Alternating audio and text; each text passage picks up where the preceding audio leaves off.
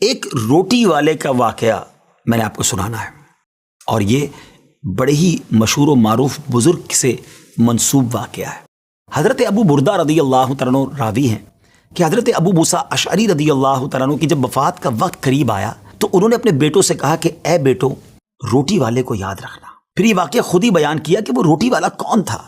آپ نے کہا کہ ایک شخص تھا جس نے 70 سال اللہ کی عبادت کی، بڑی عبادت کی، مگر 70 سال بعد جب وہ باہر آیا تو شیطان نے اس کو بہکایا اور وہ ایک عورت کے فتنے میں مبتلا ہو گیا۔ 7 دن اور 7 راتیں وہ اس عورت کے ساتھ رہا، غلط کام ہو گئے۔ اب اس کو پھر شرمندگی ہوئی کہ یہ میں نے کیا کیا، 70 سال عبادت کی اور یہ 7 دن اور 7 راتیں میں نے گناہ میں گزار دی۔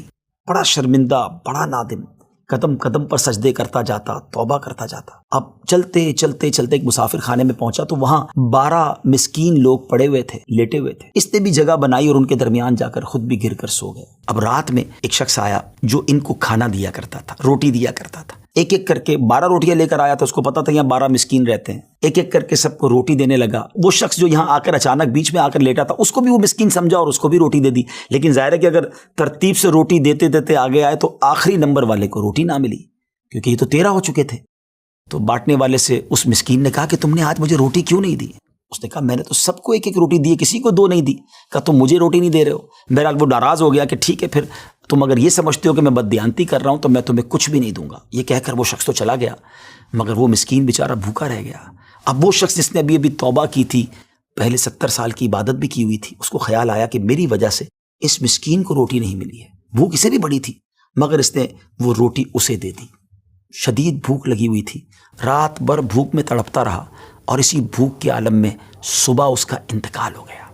حضرت ابو موسیٰ اشعری رضی اللہ تعالیٰ عنہ فرماتے ہیں کہ جب یہ شخص اللہ کی بارگاہ میں پہنچا نا تو ایک پلڑے میں اس کی 70 سال کی عبادت رکھی گئی اور ایک پلڑے میں وہ 7 دن اور 7 رات کے گناہ رکھے گئے۔ تو فرمایا کہ وہ گناہ جو تھے وہ 70 سال کی عبادت سے آگے بڑھ گئے، یعنی اب اس کے لیے گویا حکم ہو سکتا تھا کہ وہ جہنم میں جائے، مگر ان 7 دن کے گناہوں کے سامنے وہ روٹی رکھی گئی، اور اس روٹی کی برکت سے، کیونکہ وہ اخلاص کے ساتھ ایثار کی گئی تھی، مسکین کی مدد کی گئی تھی، وہ 7 دن کے بڑے بڑے گناہ معاف کر دیے گئے اور وہ جنت میں چلا گیا۔ پھر آپ نے اپنے بچوں سے کہا بیٹا روٹی والے کو یاد رکھنا۔ ناظرین، یہ واقعہ واقعی دلوں کے تار چھیڑ دیتا ہے۔ 2 باتیں سیکھنی ہیں کہ بعض اوقات کچھ لوگ کہتے ہیں یار میں نہیں بہک سکتا، میں تو بڑے اچھے ماحول میں ہوں۔ نہیں جناب، شیطان نے بڑوں بڑوں کو بہکا دیا ہے۔ ہمیں اپنی صحبتیں اچھی کرنی ہوں گی، اللہ کریم سے شیطان کے مقابلے میں پناہ مانگنی ہوگی اور اپنے آپ سے ڈرتے رہنا ہوگا کہ نہیں میں بھی گناہوں میں مبتلا ہو سکتا ہوں، مجھ سے بھی کوئی بڑا گناہ کہیں نہ ہو جائے۔ توبہ کرتے رہیں، ڈرتے رہیں، خوف رکھیں اور اچھی صحبت اپنائیں۔ اور دوسری بات، صدقہ جو ہے نا وہ گناہوں کو مٹا دیتا ہے۔ صدقہ اللہ کی بارگاہ میں بڑا پسندیدہ ہے۔ غریبوں کی مدد کرنا یہ اللہ کو بڑا پسند ہے۔ ہمیں بھی چاہیے کہ وقتاً فوقتاً اپنے غریب پڑوسیوں، غریب رشتہ